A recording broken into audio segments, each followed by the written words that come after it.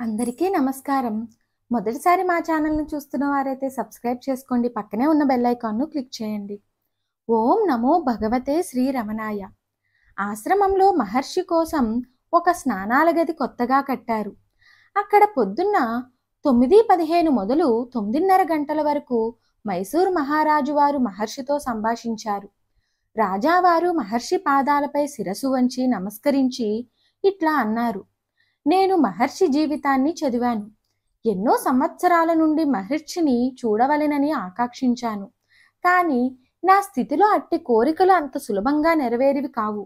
నా కట్టుబాట్ల వలన నేను ఇక్కడి ఆశ్రమ భక్తులు శిష్యుల వలె ఉండనూ లేను.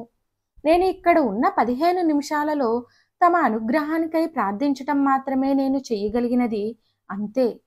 రాజావారు మహర్షికి నమస్కరించి సెలవు తీసుకుని వెళ్ళిన తరువాత ఆశ్రమ సేవకులు, భగవాన్, రాజావారు వచ్చి వెళ్ళారు కదా, వారి విషయం ఏమి అని అడిగారు.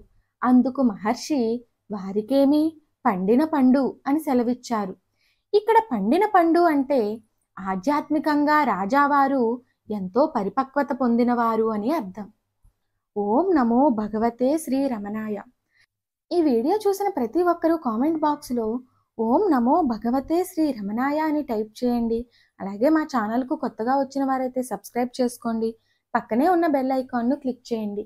ఈ వీడియో కనుక మీకు నచ్చినట్టయితే లైక్ చేయండి, షేర్ చేయండి, కామెంట్ రూపంలో మీ అభిప్రాయాన్ని తెలియచేయండి.